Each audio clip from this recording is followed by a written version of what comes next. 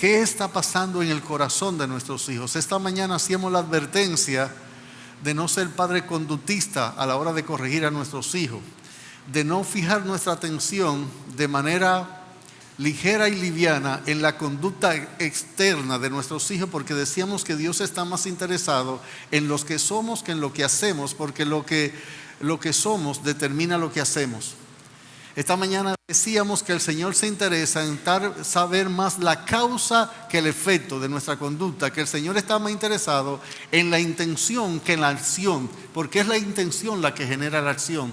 Que todo verdadero cristianismo sobrepasa la religión muerta en el sentido de que se preocupa por el estado del corazón. Y una cosa que hicimos, un pasaje que vimos para demostrar esto esta mañana fue Job capítulo 1, versículo 4 y versículo 5, donde yo le pido de manera rápida venir conmigo. Job capítulo 1, versículo 4 y versículo 5. En Job 1:4 la Biblia dice: e iban sus hijos, entiéndase los hijos de Job, y hacían banquete en sus casas, cada uno en su día, y enviaban a llamar a sus 3 hermanas para que comiesen y bebiesen con ellos. Verso 5: y acontecía que habiendo pasado el turno de los días del convite, Job enviaba y los santificaba, y se levantaba de mañana y ofrecía holocaustos conforme al número de todos ellos, porque decía Job: quizá habrán pecado mis hijos y habrán blasfemado contra Dios en sus corazones. De esta manera hacía todos los días. Ese es un padre cristiano, cristocéntrico, que está preocupado legítimamente por el estado del corazón de sus hijos, porque dice él: quizás habrán pecado mis hijos contra Dios en sus corazones, y él sacrificaba por cada uno de ellos. Yo quiero que en esta mañana, pasando a nuestro tercer tipo de ser humano que nos presenta la Biblia en el libro de Proverbios, que es el escarnecedor o el burlador.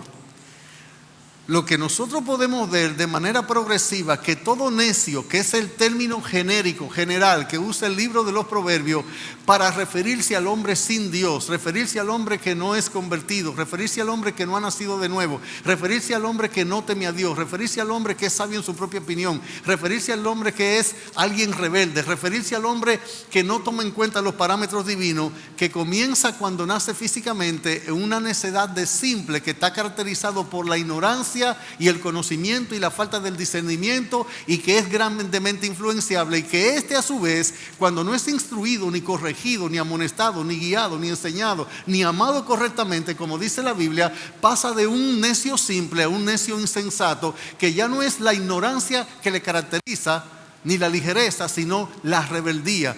Ya él no desobedece porque ignora, ya él desobedece porque no quiere someterse a la autoridad legítimamente establecida. Pero no para allí el corazón humano. Una vez mi hijo, mi hija, mi niño, mi adolescente, mi joven comienza entonces, cuando no fue instruido, corregido, amonestado, guiado, enseñado correctamente, ya aunque tenga el conocimiento, aunque se dé la instrucción, la exhortación, la amonestación, él comienza a desobedecer de manera clara, directa, en un acto de rebeldía, y a la autoridad y los mandamientos. Pero no para ahí. Entonces pasa, cuando usted está en Proverbios capítulo 1, versículo 7 y versículo 22, él va a pasar a un tercer y último grado de necedad, que es la cosa más terrible que le puede pasar a cualquier pecador, a cualquier ser humano, a cualquiera de nuestros hijos. Nosotros podemos ver en Proverbios capítulo 1, versículo 7, que dice que el principio de la sabiduría es el temor a Jehová. Los insensatos desprecian la sabiduría y la enseñanza. Y en el versículo 22 dice: ¿hasta cuándo, simple, amaréis la simpleza? Y en los burladores desearán el burlar, y los insensatos aborrecerán la ciencia. Ya él pasa de un insensato, que es un rebelde, que a veces obedezco, pero la mayoría de las veces no se somete. Ya él va a pasar a un estado de ser un burlador o escarnecedor. La Biblia usa esos dos términos para referirse a alguien que llegó a ser un estado de insolencia, a alguien que es un fresco, a alguien que es un impertinente y un irreverente, a alguien que desafía la autoridad, a alguien que ya no solo se revela a la autoridad, sino que se burla de ella, y que es alguien que de manera descarada, sin ningún estupor, sin ningún límite, él se goza, se mofa, se alegra, se regocija, tiene placer en hacer quedar mal a la autoridad, en humillarla, en despreciarla, en menospreciarla. Y este grado de necedad, que es el tercero que presenta la Biblia, de simple a insensato y de insensato a burlador, es donde ya prácticamente no hay más esperanza de corrección. Cuando veamos las características que adornan el carácter de un necio burlador o un necio como escarnecedor, es lo mismo. Alguien que se mofa, que se ríe, que encuentra placer en humillar y desafiar y poner en vergüenza, en ridículo a la autoridad, es un necio fundido, donde ya no hay más esperanza de corrección ni de enderezar la conducta humana. Este se caracteriza porque él tiene una sola regla a la cual él obedece, un parámetro al cual sigue, que es la complacencia de sus deseos. Él no le importa si es bueno, si es malo, si es correcto, si es incorrecto, si es una autoridad, si es para bien o para mal. Él sencillamente, su norma de conducta es: si a mí me gusta, si yo quiero, si a mí me interesa, porque como él ha perdido todo parámetro de autoridad, él se constituye en su propia autoridad, y la autoridad en su ser que manda lo que él va a hacer es: si a mí me gusta, si yo lo deseo y si yo lo quiero. ¿Qué es lo que dice Proverbios 1:22 con relación al burlador, al escarnecedor? ¿Qué es lo que dice? Y los burladores, ¿qué cosa? Desearán el burlar. Porque el deseo, su deseo es su norma. Lo que a él le gusta, lo que él prefiere, lo que él quiere, es su regla. No hay escuela que me diga cómo comportarme, no hay maestro, no hay padre, no hay profesor, no hay policía, no hay juez. Él es antiautoridad, pero él no solamente es rebelde, porque el insensato es un rebelde. Él es alguien hostil a la autoridad. Es alguien que ha llegado a una insolencia excesiva. Él es fresco, grosero. Él es arrogante, es impertinente. Son esos muchachos que nadie los soporta, ni en la escuela, ni en la sociedad, ni en el barrio, en el trabajo. Prácticamente no paran en ningún trabajo, porque ya la necedad, la rebeldía, él sencillamente dejó de oír, dejó de aprender, no se corrige. Déjeme hacerle 7 preguntas que son un diagnóstico del corazón para saber si usted tiene en su casa un insolente, burlador y escarnecedor. Tu hijo se está volviendo muy argumentador y muy objetador de todo lo que tú le dices que debe hacer.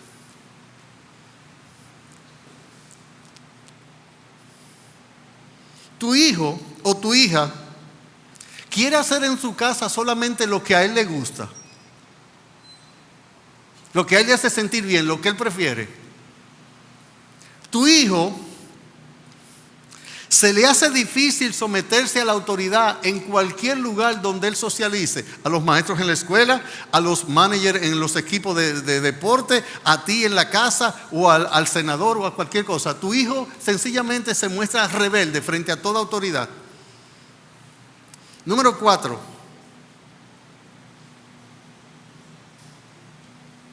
Tu hijo es un creador de conflicto donde quiera que está. Constantemente te mandan a buscar porque él, donde quiera que está, él con los compañeros, con quien esté, con quien comparta, los muchachos del equipo, con el barrio, él es un creador de conflicto. Él crea desavenencia en muchos lugares. Pero número 5,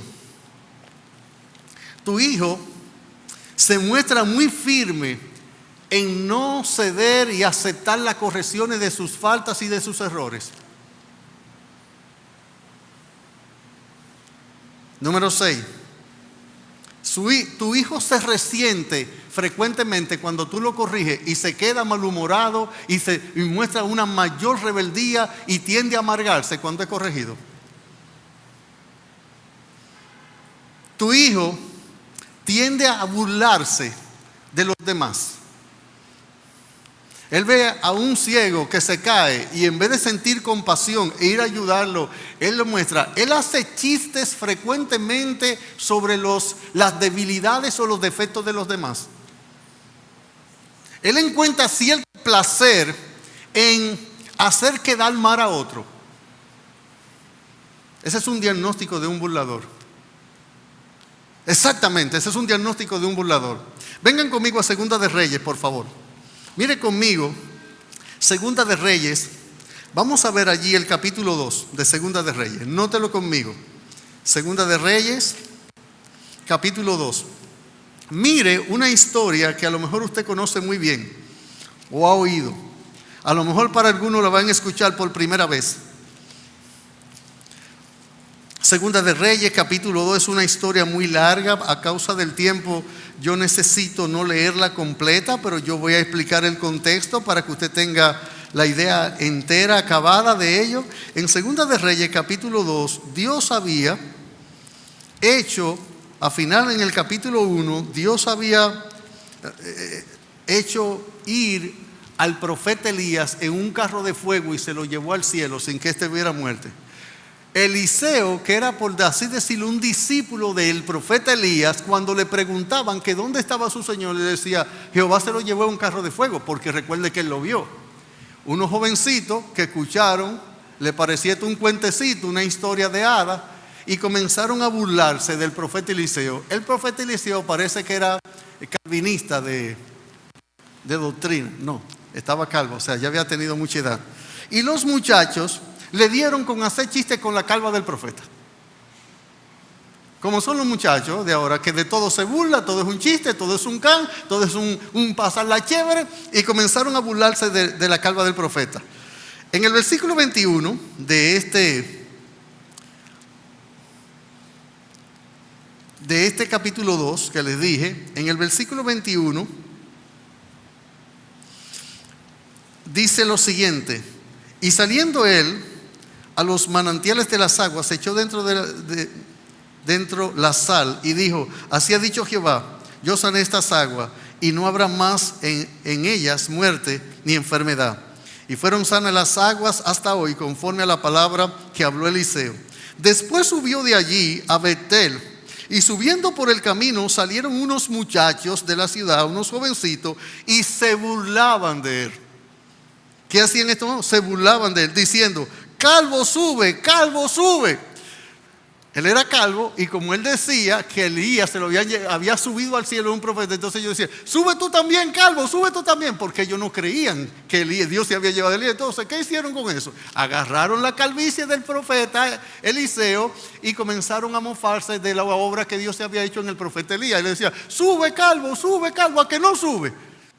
Versículo 24: y mirando él atrás, los vio y los maldijo en el nombre de Jehová. Y salieron 2 osos del monte y despedazaron de ellos a 42 muchachos. Le salió caro el chistecito a los jovencitos. Mis hermanos una vez habían salido en la madrugada a beber, y venían tarde de la madrugada de beber de la discoteca, y vieron un señor que era un seguridad, un guachimán, cuidando el lugar, y en su muchachada y en su alcohol comenzaron a vocearle al señor: bebe leche, viejo, bebe leche, bebe leche, bebe leche. Pasó una patrulla de la policía que los escuchó y se los llevó presos, y amanecieron presos bebiendo leche ellos en la policía. Sí, la vida es alegre, la vida es contenta, la vida tiene momentos, pero la Biblia dice en el libro de Eclesiastés que todo tiene su tiempo y todo tiene su hora, de lo que se hace bajo del sol. Y a los jóvenes, ¿qué le dice Eclesiastés capítulo 11? Mire conmigo un poquito. En el libro de Eclesiastés: sí, joven, alégrate en los días de tu juventud, sea alegre, no tiene por qué ser un joven triste. No, hombre, Dios te ha dado mucha bendición, tú debes gozar la vida, disfrutar la vida. En 9:11 de Eclesiastés capítulo 11 versículo 9 dice: alégrate, joven, en tu juventud. Y tome placer tu corazón en los días de tu adolescencia. Ande en los caminos de tu corazón y en las vistas de tus ojos. Pero sabe que sobre todas estas cosas te juzgará Dios. Quita pues de tu corazón el enojo y aparta de tu carne el mal, porque la adolescencia y la juventud son vanidad. Y está el 1 del 12, que es un versículo muy conocido, que dice: acuérdate de tu Creador en los días de tu juventud, antes que vengan los días malos y lleguen los años de los cuales diga: no tengo en ello contentamiento. Así que alégrate. La juventud es para gozarla, es para disfrutarla. Pero dejando al lado la necedad, dejando al lado la insensatez, dejando al lado la burla y gozándonos correctamente, porque hay un gozo que podemos disfrutar, que podemos ser felices, que podemos hacer muchas cosas dentro de lo correcto, dentro de lo bueno, dentro de lo puro, dentro de lo justo, dentro de lo santo, de lo que es amable, de lo que tiene virtud y bondad. Y con estas preguntas que hicimos, estamos haciéndole un ecocardiograma al corazón de nuestros hijos y a nuestros propios corazones, porque cuando estamos hablando de los hijos, esto aplica para nosotros exactamente igual. Ahora lo que yo quiero que veamos son las características de una persona que, según dice la Biblia, ¿qué pasa? ¿Cómo es un burlador? ¿Cómo se conduce? ¿Cómo se comporta? Ya vimos que él es un rebelde consumado, irreverente, irrespetuoso, desafiante a la autoridad. Es un fresco, no entiende autoridad, no estima a los demás. Él se goza o disfruta en hacer sentir más a los demás, en él hacer avergonzar a los demás. Se le llama escarnecedor. Y una característica principal de él es que sus reglas de vida son sus deseos. Él hace lo que quiere, cuando quiere, porque quiere y para lo que quiere, pero no hay nada más que lo lleve a hacer nada. Mire conmigo, por favor, Judas capítulo 1, versículo 18, único capítulo, ¿verdad? La norma del escarnecedor o del burlador es que él solo quiere hacer lo que a él le gusta hacer. Él no entiende de disciplina, no entiende de autoridad, no entiende de corrección. Él no entiende eso. Versículo 18, note que son sus deseos su norma. Dice 1:18 de Judas de la siguiente manera. 1:18 dice: los que os decían, en el postrer tiempo habrá burladores. ¿Y cómo identificamos a los burladores? ¿Cómo se conducen ellos? ¿Cuál es la norma de su vida? ¿Cuál es la característica que los representa? Esos caballerísimos o caballerísimas dice que ellos andarán, y el verbo andar en la Biblia para referirse a la conducta diaria de una persona, andarán según qué. Note que deseo tiene un adjetivo calificativo. ¿Cuál es? Malvados. Sí, eso es el burlador. Su deseo es tendiente a lo malo, a lo depravado, a lo corrupto. Él se mofa, se alegra, se deleita en ir contra la ley. Él es antiley. Andarán como según sus malvados deseos. Mire por favor un poquito atrás. Segunda de Pedro 2:10. ¿Qué caracteriza a un joven que ya se ha convertido a una jovencita en burladora? Según segunda de Pedro 2:10, bueno, lo que nosotros podemos ver en su conducta constantemente, vosotros que en otros tiempos no erais pueblo, no, esa no es la cita. Vamos a primera 3:3, primera de Pedro 3:3, primera de Pedro 3:3. No, yo tengo estas citas extraviadas, déjenme ver segunda de Pedro 2:10, un momentito. Ok, dice segunda de Pedro 2:10, segunda de Pedro 2:10. Y mayormente aquellos que siguiendo la carne andan en concupiscencia e inmundicia, desprecian el señorío. Estos que aquí está describiendo Pedro son aquellos burladores que van a cuestionarnos al final diciendo: ¿dónde está el cumplimiento de su advenimiento? Porque desde el Padre nuestro vivieron nuestros padres, nosotros vimos que el Señor viene. Estos se burlan constantemente de lo que son las creencias bíblicas. Ahora, ya vemos que un burlador es alguien que camina según sus deseos. Vamos a ver ahora alguna característica muy específica de cómo él es. Mire, él es una persona que ya perdió su oído para aprender y para ser corregido. Note conmigo, por favor, Proverbio 13:1. Proverbio 13:1. Ya él no escucha, él no atiende, él no entiende. Él no tiene un oído abierto, no es corregible, no es enseñable, no es moldeable. No hay manera de que él realmente escatime algún tipo de enseñanza. El hijo sabio recibe el consejo del padre, mas el burlador no escucha las reprensiones. No importa, tú se lo puedes repetir ya. Se lo puedes repetir y repetir. Ya él no escucha, no tiene oído. Su oído se perdió. Ahora, si alguien le habla de ir y hacer algo en el cual él quiere y él se va a sentir bien, él va, él lo emprende, él camina, pero ya no hay oído para escuchar, por tanto no hay mente para entender, no hay corazón para obedecer, no hay voluntad para obedecer, se perdió. No hay oído, no escucha. Yo quiero que usted note un poquito más adelante, por favor. Mire Proverbios 9, mire versículos 7 y 8. Proverbios capítulo 9. Versículos 7 y 8. Veamos cuáles son las características. No solo anda conforme a sus deseos, no solamente ya no tiene oído para escuchar, también no acepta corrección. 9 versículos 7 y 8 dice, el que corrige al escarnecedor se acarrea afrenta. El que reprende al impío se atrae mancha. No reprendas al escarnecedor para que no te aborrezca. Corrige al sabio y te amará. ¿Qué cosa él hace en el versículo 7 con el que le corrige? ¿Qué hace el que no? Lo afrenta. Para él, tú le corriges y él se burla de ti. Él quiere hacerte quedar mal, te quiere ridiculizar, es la palabra. Pero si en el versículo 8, note ahora en el versículo 8, si tú tratas de reprender al escarnecedor, ¿qué es lo que hace? Te coge odio, te aborrece. Él te ve como alguien que quiere meterse en su vida y que quiere prohibirte a ti las libertades que él se dio cuando tenía tu edad. Así lo ve. Pero no solo él aborrece y causa afrenta y mancha y ridiculiza a quien lo corrige. Si usted sigue viendo conmigo el escarnecedor, mis hermanos, mire por favor el 15:12. 15:12 de Proverbio. Adelante un poquito más, por favor. El escarnecedor no ama al que le reprende, ni se junta con los sabios. Padre, ¿cuáles son las personas que están escogiendo a tus hijos para ser compañeros, para ser amigos? Él nunca toma un correcto, a alguien que tiene buenos modales, a alguien que tiene principios, a alguien que es respetuoso. Sus amistades, cuando él la elige, son personas que son necios. Y él, el escarnecedor, no valora, no ama, no respeta, no estima al que lo reprende. Se aleja de la corrección. Estos son los muchachos que tienden a irse de casa a temprana edad. Estos son los muchachos que temprano desafían a los padres, desafían a los madres. Estos son los muchachos que acaban con un vecindario. No hay paz en el sector con ellos. Mire Proverbios 19 conmigo, un poquito más adelante. 19:29 de Proverbios conmigo.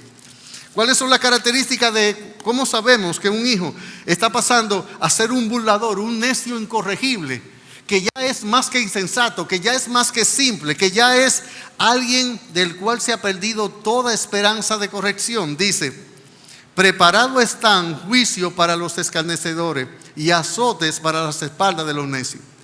Con ellos sencillamente hay que castigar. Instrucción, no la reciben. Consejo, los rechaza. Exhortación o amonestación, sencillamente lo tiran a la basura. Este es el necio en grado sumo, en grado hiper, consumado, completo, acabado. Ya su corazón está perdido de manera completa. Si usted ve conmigo en Proverbios 21:24, que fue el versículo que leímos en la introducción de esta predicación, nos dice por qué él es así, por qué que el burlador o escarnecedor es así. Dice Proverbios 21:24, escarnecedor es el nombre, es la forma de nombrar a una persona que tiene 3 características. Mírenlas ahí, las 3 características. ¿Cuáles son? Él es un soberbio. ¿Y quién es un soberbio? Alguien incorregible, alguien que desafía a toda autoridad. Él es un presuntuoso. Él siempre vive haciendo y diciendo cosas de sí. Tiene un alto concepto de sí mismo. Él es una persona que está por encima de todo. Él es lo mejor, por lo tanto no tiene nada que mejorar, no tiene nada que cambiar, no tiene nada que ser enderezado en su vida. Y es un insolente porque él sencillamente, aún viendo los resultados negativos de su conducta nefasta, él lo que hace es persistir en ella. Es un incorregible. Las 3 características que nos da es soberbia, presuntuoso e insolencia. Mire qué tres atributos. Mire qué tres atributos. Así es que, si usted está siguiendo conmigo, muévase un poquito ahora, por favor, a Proverbios capítulo 22, versículo 10. 22:10. Un poquito adelante, por favor. Veamos un poco más de él. Una vez una hermana me dijo: pastor, ¿cómo se corrige a un escarnecedor? Y yo sé este texto. ¿Qué dice Proverbios 22:10? Echa fuera al escarnecedor y saldrá la contienda y cesará el pleito y la afrenta. Padre, si usted tiene varios hijos y entre ellos hay alguno que ha llegado a este grado de necedad, si lo deja con tus demás hijos te lo va a dañar. Y yo sé que estoy osando entrar donde los ángeles tiemblan. Yo sé que estoy tocando áreas hipersensibles del alma de una mamá y de un papá. Pero con los escarnecedores pasa como cuando usted le da gangrena, que hay que amputar o te mueres entero. Pero mi mano, yo voy a vivir. Es la mano la vida. Es el escarnecedor, la escarnecedora que tú tienes en casa o otro. A veces hay momentos donde a grandes males, grandes remedios, no hay manera, hay que echarlo. Echa fuera el escarnecedor. ¿Ve cómo lo dice el pasaje? Dice: echa fuera el escarnecedor y saldrá la contienda y cesará el pleito y la afrenta, porque donde él está, él genera un ambiente de pleito, de guerra, no hay paz, no hay tranquilidad, de irrespeto. Él no solamente la practica, sino que él empuja, lleva a otro, motiva a otro a que se conduzca con él, como él. Esa es lamentablemente la condición de un corazón que ha llegado a este grado de necedad.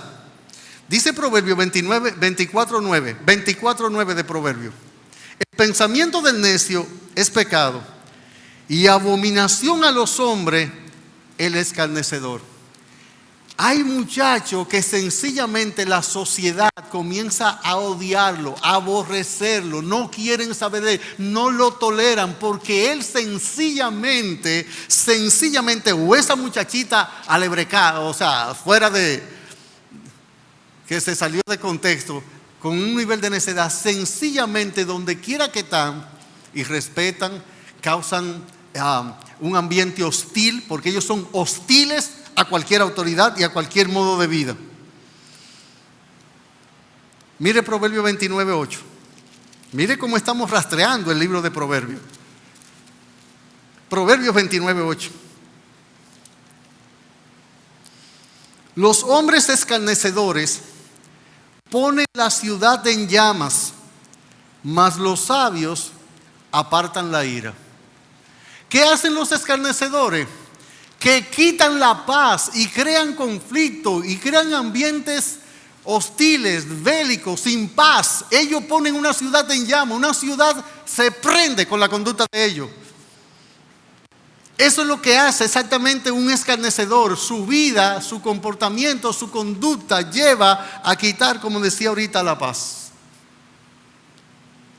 Ahora, como yo sé que estoy, como dije, tocando áreas muy sensibles, déjeme ahora puntualizar algo y traer una nota de ánimo, de aliento. Mire conmigo Proverbio, voy a repetir algunos proverbios. Yo quiero que leamos el 22:10 de Proverbio. Proverbio 22:10. Dice: ¿qué debemos hacer con el escarnecedor? Echarlo fuera. Mire Proverbio 19:29. ¿Qué es lo que va a traer? ¿Qué va a venir Dios en la vida de un escarnecedor? Preparados están los juicios para los escarnecedores y azotes para las espaldas de los necios. Sí, porque Proverbio 20:30 dice: los azotes que hieren son medicina para el malo, y el castigo purifica el corazón. El castigo purifica el corazón. ¿Dónde queremos llegar? Al hecho, mis hermanos, que si nosotros como padres, como maestros de escuela dominical, como pastores, como profesores, como cristianos, no comenzamos a ver el corazón de nuestros hijos cuando se está extraviando, cuando se está desviando. Tu hijo, el cual tú amas y tienes un alto concepto de sí y debes amar, y qué bueno que lo amas, puede ser precisamente este escarnecedor y burlador que está descrito aquí, si no hay un padre que tome la vara de Dios para corregir a su hijo. Ahora, cuando digo vara, cuando digo corrección, recuerde que la disciplina es formativa y correctiva. Recuerde que la disciplina formativa tiene dos partes y que la disciplina correctiva tiene dos partes. Recuerde que la disciplina formativa tiene instrucción y amonestación. Instrucción y amonestación. Instrucción y exhortación. Instrucción y exhortación.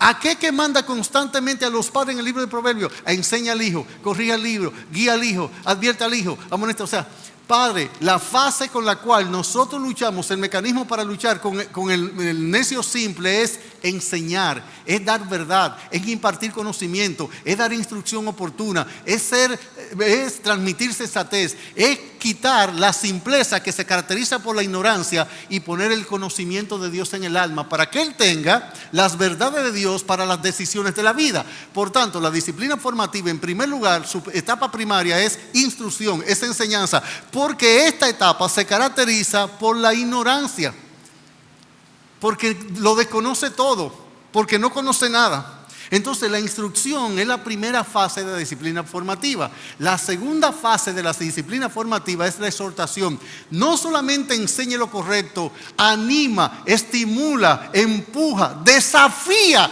a hacer lo correcto y muéstrale a tus hijos las bondades que se heredan de un bien hacer, de un bien vivir, de un bien actuar. No solamente le diga qué es lo bueno y cómo desechar lo malo, también hazle ver que hacer lo bueno tiene buenas recompensas, tiene buenos augurios, tiene buen final, que la película de su vida, la novela de su vida, el barco de su vida llegará a buen puerto cuando él hiciere lo bueno. No solamente muestre que es bueno, di las bondades que se heredan de actuar bien. Eso es disciplina formativa. Dos cosas, instrucción y exhortación. Y la palabra exhortar significa estimular con palabra el ánimo de alguien a hacer algo correcto o actuar de una manera determinada. Luego que nosotros hemos agotado la disciplina formativa, pasamos a la disciplina correctiva. Y la disciplina correctiva conlleva dos fases también. La primera fase de la disciplina correctiva, ¿sabe qué es? La amonestación. Ya instruí, enseñé, te quité la ignorancia, ya te exhorté, te animé y te hice ver las bondades de hacerlo bien. No te esperaste a la instrucción, no te esperaste a la exhortación. Toca ahora la amonestación. ¿Y qué es amonestar? Decir, declarar, señalar y destacar con palabras firmes, fuertes y serias el error cometido y las consecuencias que vendrán.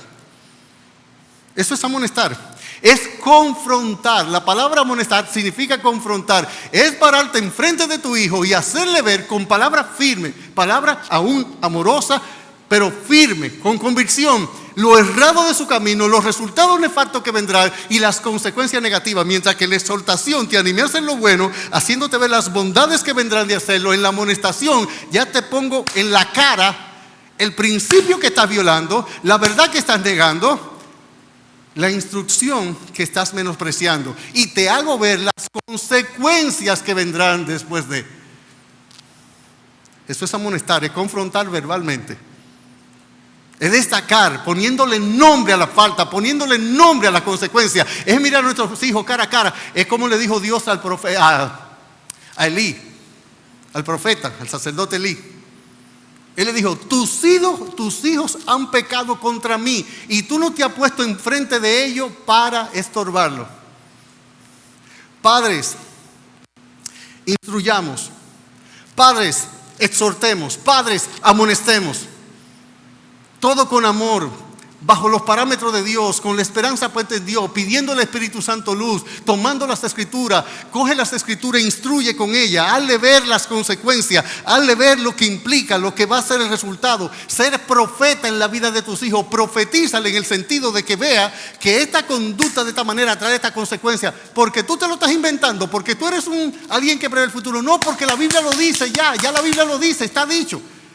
Y lo que Dios dice tiene cumplimiento. Toma las Escrituras, bájala a su vida, hazle ver que las Escrituras son pertinentes, que las Escrituras tienen verdades, principios, ejemplos, modelos, paradigmas, patrones, guía para cada conducta, para cada etapa, para cada actitud del alma. No es suficiente con memorizar versículos. La Biblia tiene que tener un sentido concreto y específico en la conducta de nuestros hijos. Ella tiene que iluminar la conciencia, ella tiene que instruir al corazón, ella tiene que guiar los afectos, ella tiene que mover la voluntad, ella tiene que despertar la conciencia, tiene cada fase. Eso es instruir. Pero las Escrituras están llenas de promesas para los que actúan bien. Ahí tienes más que para exhortar, para hacerle ver todas las promesas. Hijo, honra a tu padre y a tu madre, que es el primer mandamiento con promesa, para que te vaya bien. Hazle ver que Dios dice que Él hará que le vaya bien a los conductas. Y con eso, ¿qué tú estás haciendo? Exhortando.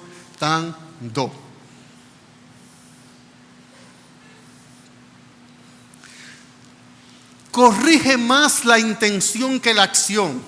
Corrige más la causa que el efecto. Corrige más el pensamiento que el hecho. Toma la Sagrada Escritura. Ella es útil para corregir, para instruir, para enseñar. Ella es útil para redarguir. ¿Sabe qué es redarguir? Convencer del error cometido. Ella no solo pone de relieve, pone en evidencia la falta que se ha cometido. Ella también trae culpa, porque el Espíritu Santo convence, persuade, constriñe con ella. Necesitamos amonestar. Necesitamos exhortar, necesitamos instruir. Y la segunda fase de la disciplina correctiva, la primera es la amonestación, la última es la corrección. Y cuando hablamos de corrección, estamos hablando de la aplicación de alguna manera de castigo. Primero, instruyo, luego exhorto, luego amonesto, luego castigo. ¿Qué dice Hebreo 12:11? Es verdad que ninguna disciplina al presente parece ser causa de gozo, sino de tristeza, pero después da fruto apacible de justicia a los que en ella han sido ¿qué? Ejercitados. La palabra ejercitado que aparece ahí nos da la idea de cuando tú llevas a tu hijo a un gimnasio. Vamos a suponer que tu hijo es un baloncestista o un boxeador o un beisbolista, y tú desnudas a tu hijo y lo dejas solo en su ropa interior. Usted ve cómo pesan a los boxeadores. Pero al usted desnudarlo, lo que usted está haciendo es ver sus bíceps, ver sus tríceps, ver sus pantorrillas, ver sus hombros, ver sus pectorales, ver su estómago. Usted quiere ver cuáles son las partes que usted necesita, asignar una rutina de ejercicio para fortalecerlo, para desarrollarlo, crear una disciplina que constantemente, así es lo que implica la disciplina. Hay áreas de nuestros hijos donde nosotros tenemos que ser compasivos, tiernos, misericordiosos. Hay áreas de nuestros hijos que nosotros no podemos cederle un ápice, un segundo, duro con ellos. Hay áreas donde tenemos que ser amorosos, abrazarlo y decirle al oído: mira mi hijo, así. Hay áreas donde nosotros tenemos que hablarle mirándole la cara de frente, amonestarlo duramente. Después de meses, mire, entonces así, entrando a la habitación, mira, así es que se dobla un pantalón, miren, esta forma que se pone, miren esta forma, y corrección. Yo llegué, iba a las habitaciones siempre de sorpresa, cogía para adentro, y eso parecía, mire, lo que parece la de algunos de ustedes y la mía. De hecho, vamos a ver el uso correcto de la pela. Ese es uno de los temas. Ahora estamos viendo nuestros mayores y más frecuentes errores en la crianza de nuestros hijos. Es lo que estamos aprendiendo en la escuela dominical. Y aprovecho para exhortar a muchos hermanos que vienen para el culto nada más. La escuela dominical es para ustedes también. Para todos, no solo para algunos. No venga a la iglesia a las 10:30, que usted al trabajo no va a las 10:30. Muchos de ustedes van a su trabajo a las 7 de la mañana y algunos a las 6. Deje su comodidad. Deje su comodidad. Que yo trabajo la semana entera. Sí, el Señor que pague los platos rotos. Como yo trabajo la semana entera y me levanto temprano la semana entera porque yo necesito el trabajo, le digo al Dios que me dé el trabajo y la fuerza para trabajar, que yo a su culto no le puedo asistir con temprano. Reciba la instrucción, reciba la exhortación. Sí, la escuela dominical es para ti. Sí, para todos, para todos. Juanito, hoy es domingo. Vamos a la escuela dominical, dice mamá. No, yo no voy para la escuela dominical. ¿Y por qué yo no voy? Porque papá no va. O como aquel papá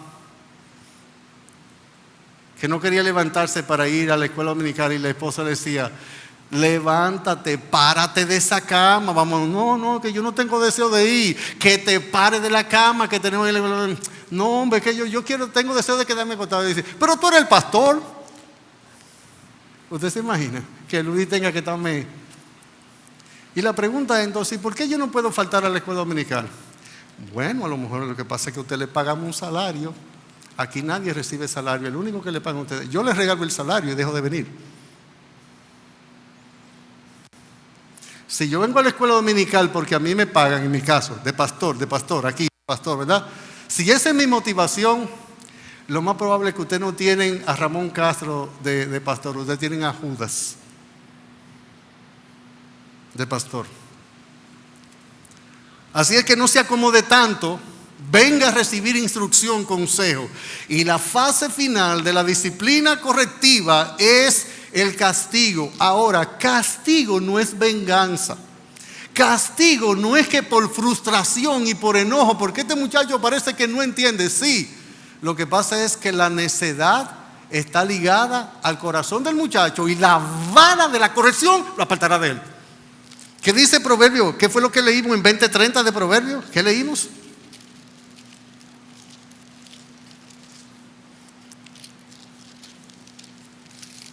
¿Qué dice Proverbio 20:30? Dice: los azotes que hieren son medicina para el malo, y el castigo purifica el corazón. Ahora, hay padres que cuando hablan de castigo piensan en una pela, en una azotaína, en dar algunos buenos rendazos que a veces enseñan más que la matemática y la lengua española. Sí, ya nosotros, como copistas fieles de lo malo que somos de otros países, Europa, Estados Unidos, agarramos que la pela es mala y nuestro Estado quiere castigar o va a someter a la justicia a un papá o una mamá que dé una pela. Y una pela bien dada, dada con amor, edificando el hijo, advirtiendo y dada con el instrumento correcto, en la parte correcta del cuerpo, como vamos a ver, 10 principios que usted tiene que tomar en cuenta a la hora de dar una pela. Hace más bien que mucha matemática y lengua española. ¿Usted sabe el bien que hace una buena nalga? Sí, no importa que todos los psicólogos que están hablando ahora de que se frustran, lo más probable es que a todos ellos le dieron nalga. Y esa nalga lo hicieron a ellos buenos ciudadanos, profesionales, pero ahora usted tiene los influencers y la gente que sabe más que Dios. Y que su comentario y su postura van en contra de lo que dice la Biblia. Y Dios tiene la verdad y tiene la verdad absoluta y tiene siempre la razón. Y nosotros con Dios somos mayoría, no necesitamos que más nadie esté con nosotros. Ahora, no sea un abusador. No inflija un castigo físico que puede causar una lesión permanente físicamente en la vida de tu hijo. Vamos a aprender cuál es el propósito de una pela y cuándo se da una pela bíblicamente.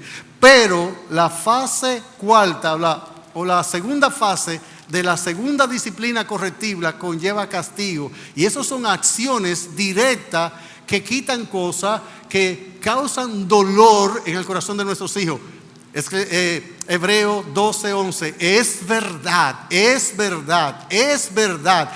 verdad que ninguna disciplina al presente parece ser causa de gozo. Esos padres que dan una pela, que los muchachos lo que terminan es riéndose. No, deje de estarle sacudiendo el polvo a su hijo.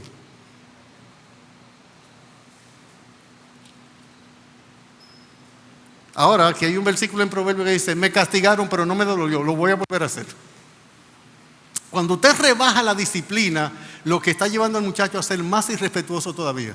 Si la disciplina, el propósito de ella es quebrantar la dureza de corazón, es quitar al necio insensato y al necio burlador su necedad y quebrantarle el corazón. Siempre adornado de un amor sabio, tierno, correcto, un amor prudente, pero firme. Sí, y que duela, sí. Deja que tu hijo llore. ¿Sabe cuándo es el problema? Cuando tú tengas que llorar. Ahí es que el problema es grande. Que tu hijo llore, nada que ver. No queremos causarle llanto, no somos causantes de tristeza, pero por una buena corrección, porque es verdad que ninguna disciplina al presente parece ser causa de gozo, sino de tristeza. Sí, la disciplina causa tristeza. Pero después da fruto apacible de justicia en lo que ellas han sido ejercitados. Así es que concluimos. Si tu hijo o tu nieto o tu hermano o tu primo o alguien conocido o tu amigo es un necio burlador, en él no hay esperanza ya. Humanamente hablando, no hay esperanza. No hay nada que hacer. ¿Qué dice Dios del burlador? Que están preparados para él, ¿qué? Juicio. ¿Qué dice Dios del burlador? Que al burlador hay que echarlo ¿dónde? Fuera. ¿Qué dice Dios del burlador? Que ya es un impenitente, impertinente, que no puede cambiar. Hay una única esperanza para el burlador. Y aunque se pone lejos, porque dice Proverbio, si no mal no recuerdo, creo que 24:9, que el burlador o el insensato busca la sabiduría, pero no la alcanza. ¿Por qué? Porque él llegó a ser un burlador, porque rechazó la instrucción, rechazó la exhortación, rechazó la amonestación, rechazó el castigo y se volvió un rebelde incorregible, hostil. Pero no hay nada que el evangelio no pueda cambiar. Pero ¿sabe qué va a pasar en la vida de esa hija, de ese hijo? Que por lo regular va a venir al evangelio, como dicen algunos, no por amor, sino por dolor.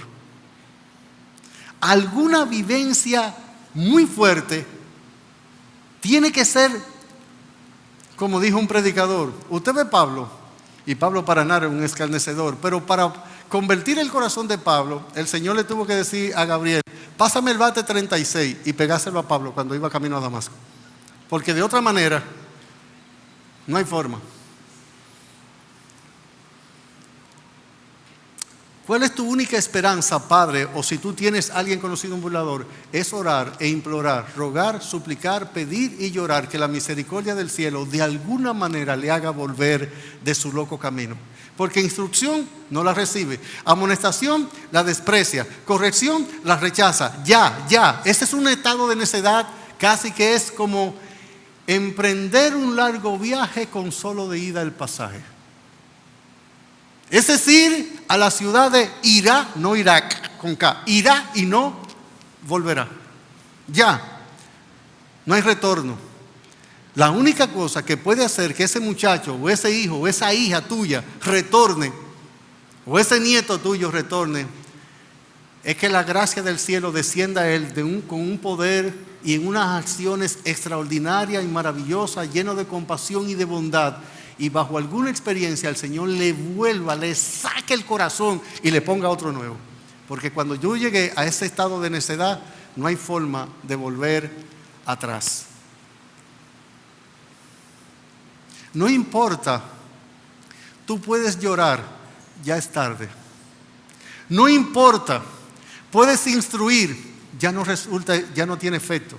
No importa, puedes querer dar lo que no diste en el momento que se necesitaba. Esto pasa, como dice Hebreos 12:12, 12:13, 12:14.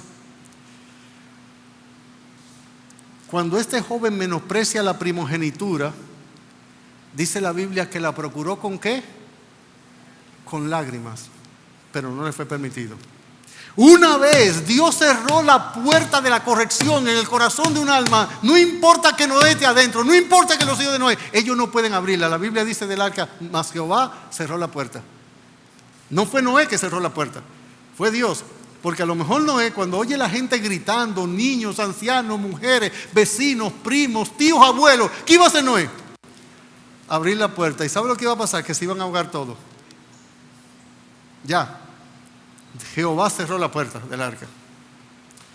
Si nuestros hijos son burladores, ya Dios prácticamente cerró la puerta. No hay forma humana, no hay medio humano de hacerlo volver. Única forma, la mano soberana de Dios, que de alguna forma de gracia extraordinaria, de bondad, de hiperbondad y de maravillosa compasión y misericordia, lo puede volver. Así es que, Padre, la exhortación es esta. Si tu hijo es un necio simple, hay que instruir. Si tu hijo es un necio insensato, hay que corregir. Si tu hijo es un necio burlador, vas a llorar. ¿Qué vas a hacer?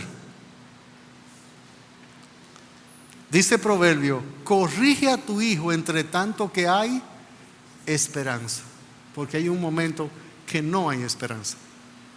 Pero si tú estás aquí y Dios ha permitido en su gracia que tú escuches este sermón, esa es una forma de manifestación de gracia divina y podía ser un destello en el oscuro y gris cielo de que todavía hay algún vestigio de esperanza para que Dios en su gracia vuelva a nuestros hijos a Él y a nosotros. El cuarto hombre que presenta el libro de Proverbios, él lo llama el sabio o el justo, en contraste con el necio simple, el necio insensato y el necio burlador. Que el Señor nos ayude en su inmensa misericordia a nosotros poder criar nuestros hijos para Dios y que podamos ser médicos cardiólogos pediátricos del corazón de nuestros hijos. Dios les bendiga.